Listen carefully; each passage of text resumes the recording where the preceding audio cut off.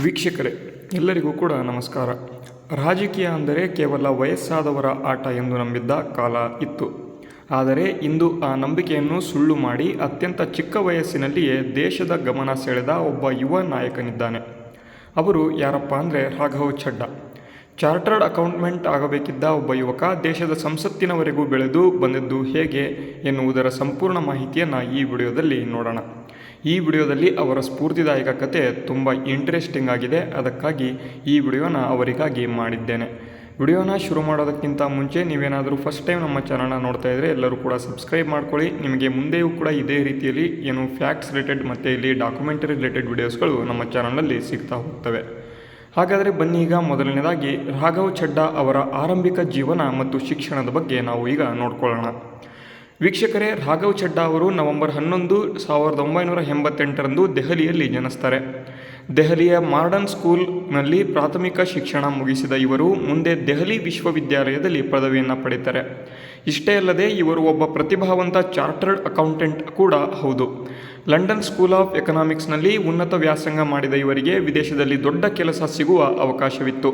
ಆದರೆ ಇವರ ಮನಸ್ಸು ಇದ್ದದ್ದು ದೇಶದ ಸೇವೆಯಲ್ಲಿ ಎಂಬುದು ಇವರಿಗೆ ಗೊತ್ತಿತ್ತು. ಆ ಕಾರಣದಿಂದ ಅವರು ವಿದೇಶವನ್ನು ತೊರೆದು ನಮ್ಮ ಭಾರತ ದೇಶಕ್ಕೆ ವಾಪಸ್ಸು ಬಂದರು.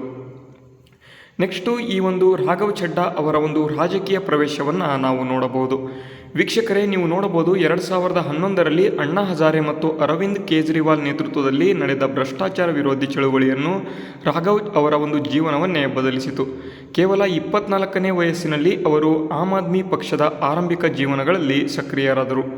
ಪಕ್ಷದ ಹಣಕಾಸು ವಿಚಾರಗಳನ್ನು ಸಂಭಾಳಿಸುವಲ್ಲಿ ಇವರ CA ಅಥವಾ ಚಾರ್ಟರ್ಡ್ ಅಕೌಂಟೆಂಟ್ ಜ್ಞಾನ ತುಂಬ ಸಹಕಾರಿಯಾಯಿತು.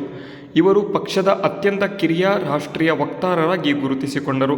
ಇದು ಇವರ ರಾಜಕೀಯ ಪ್ರವೇಶಕ್ಕೆ ತುಂಬ ಯೂಸ್ಫುಲ್ ಆಯಿತು ಅಂತ ಹೇಳಬಹುದು. ನೆಕ್ಸ್ಟು ಇಲ್ಲಿ ರಾಜಕೀಯ ಚಳುವಳಿಗಳು ಅಥವಾ ಏಳು ಬೀಳುಗಳು ಮತ್ತು ಗೆಲುವುಗಳು ಅಥವಾ ಸೋಲುಗಳು ಯಾವ ರೀತಿ ಇದ್ವು ಅನ್ನೋದನ್ನು ನೋಡೋಣ. ನೋಡಿ ವೀಕ್ಷಕರೇ, 2019ರಲ್ಲಿ ದಕ್ಷಿಣದ ದೆಹಲಿಯಲ್ಲಿ ಲೋಕಸಭಾ ಚುನಾವಣೆಯಲ್ಲಿ ಸೋಲು ಕಂಡರೂ ಕೂಡ ಅವರು ಎದೆಗುಂದಲಿಲ್ಲ. ಅದೇ ರೀತಿ 2020ರಲ್ಲಿ ದೆಹಲಿಯ ರಾಜೇಂದ್ರ ನಗರ ವಿಧಾನಸಭಾ ಕ್ಷೇತ್ರದಿಂದ ಭರ್ಜರಿ ಜಯ ಗಳಿಸಿ ಶಾಸಕರು ಕೂಡ ಆಗ್ತಾರೆ. ಪಂಜಾಬ್ನಲ್ಲಿ ಗೆಲುವು ಸಿಗುತ್ತೆ. 2022ರ ಪಂಜಾಬ್ ಚುನಾವಣೆಯಲ್ಲಿ ಆಮ್ ಆದ್ಮಿ ಪಕ್ಷದ ಭರ್ಜರಿ ಗೆಲುವಿನ ಹಿಂದೆ ಈ ರಾಘವ್ ಅವರ ತಂತ್ರಗಾರಿಕೆ ಇತ್ತು ಅಂತ ಹೇಳಬಹುದು. ಅದೇ ರೀತಿ ಕೊನೆಯದಾಗಿ ರಾಜ್ಯಸಭಾ ಸಂಸದ ಆಗಿ ಕೇವಲ 33ನೇ ವಯಸ್ಸಿನಲ್ಲಿ ಪಂಜಾಬ್ನಿಂದ ರಾಜ್ಯಸಭೆಗೆ ಆಯ್ಕೆಯಾಗ್ತಾರೆ.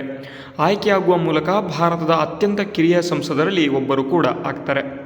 ನೋಡಿ ವೀಕ್ಷಕರೇ, ವೈಯಕ್ತಿಕ ಜೀವನ ಮತ್ತು ಪ್ರಸಿದ್ಧಿಯನ್ನು ನಾವು ಇವರನ್ನು ನೋಡೋದಾದರೆ ರಾಜಕೀಯ ಮಾತ್ರವಲ್ಲದೆ ಇವರು ತಮ್ಮ ಸ್ಟೈಲಿಶ್ ಲುಕ್ನಿಂದಲೂ ಯುವ ಜನತೆಯ ಫೇವರೆಟ್ ಆಗಿದ್ದಾರೆ. 2023ರಲ್ಲಿ ಬಾಲಿವುಡ್ ನಟಿ ಪರಿಣಿತಿ ಚೋಪ್ರಾ ಅವರ ಜೊತೆಗಿನ ವಿವಾಹ ಇವರನ್ನು ಮತ್ತಷ್ಟು ಸುದ್ದಿಗೆ ತರುತ್ತದೆ.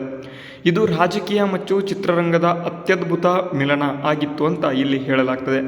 ವೀಕ್ಷಕರೇ, ನೀವು ನೋಡಬಹುದು ಇತ್ತೀಚಿನ ದಿನಮಾನಗಳಲ್ಲಿ ರಾಜ್ಯಸಭೆ ಮತ್ತು ಲೋಕಸಭೆಯ ಪಾರ್ಲಿಮೆಂಟ್ನ ಕೆಲವು ಭಾಷಣಗಳಲ್ಲಿ ರಾಘವ್ ಛಡ್ಡಾ ಎತ್ತಿ ಹಿಡಿದಿರ್ತಕ್ಕಂಥ ನ್ಯೂಸ್ಗಳು ನಿಮಗೆ ಗೊತ್ತಿದೆ.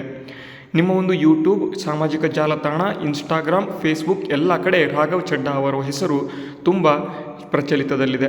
ಯಾಕೆ ಅಂತ ಕೂಡ ನಿಮಗೆ ಗೊತ್ತಿದೆ. ರಾಘವ್ ಛಡ್ಡಾ ಕೇವಲ ಅವರ ಜೀವನ ನಮಗೆ ಹೇಳುವುದು ಒಂದೇ ಅಲ್ಲ, ಬದಲಾವಣೆ ಬರಬೇಕಾದರೆ ಯುವಕರು ರಾಜಕೀಯಕ್ಕೆ ಬರಬೇಕು ಎನ್ನುವುದು ಇವರಿಂದ ನಾವು ನೋಡಿ ಕಲಿಯಬಹುದು. ಒಬ್ಬ ಸಾಮಾನ್ಯ ಯುವಕ ತನ್ನ ಶ್ರಮ ಮತ್ತು ಬುದ್ಧಿವಂತಿಕೆಯಿಂದ ದೇಶದ ಉನ್ನತ ಸ್ಥಾನಕ್ಕೆ ಏರುವುದು ಎಂಬುದಕ್ಕೆ ಇವರೇ ಸಾಕ್ಷಿ ಅಂತ ಹೇಳಬಹುದು. ಈ ಯುವ ನಾಯಕನ ಬಗ್ಗೆ ನಿಮ್ಮ ಅಭಿಪ್ರಾಯ ಏನು ಎಂಬುದನ್ನು ಕಾಮೆಂಟ್ ಮಾಡಿ ತಿಳಿಸಿ. ಇವತ್ತಿನ ವಿಡಿಯೋ ನಿಮಗೆ ಇಷ್ಟ ಆದರೆ ವಿಡಿಯೋಗೆ ಲೈಕ್ ಮಾಡಿ.